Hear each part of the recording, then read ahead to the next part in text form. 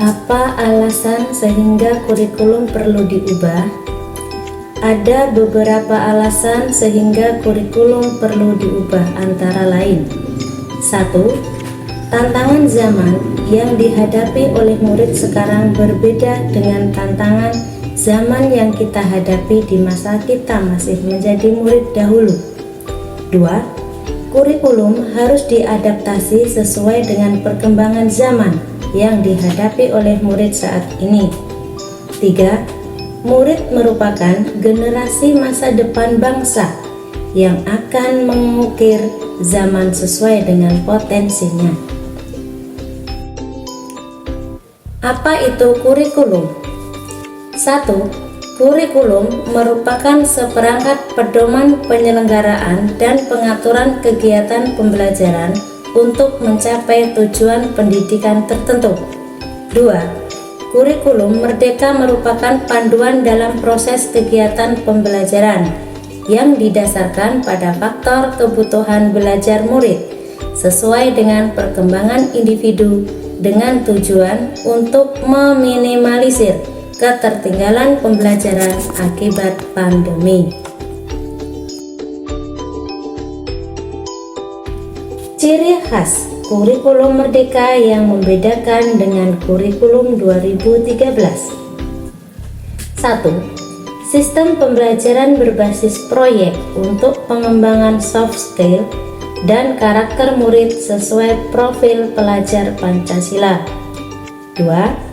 Fokus pada materi esensial sehingga murid memiliki waktu yang banyak untuk pembelajaran yang mendalam bagi kompetensi dasar seperti literasi dan numerasi.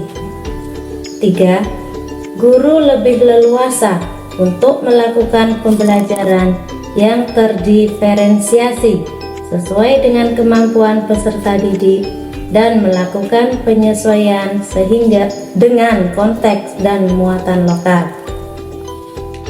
Keunggulan kurikulum merdeka: 1.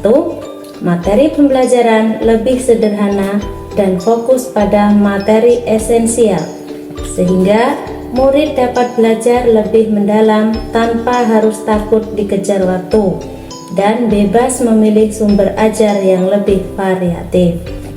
2. Guru memiliki kebebasan untuk mengajar sesuai tahap dan perkembangan murid. Selain itu, sekolah juga memiliki wewenang untuk mengembangkan kurikulum sesuai dengan karakteristik satuan pendidikan dan peserta didik. 3.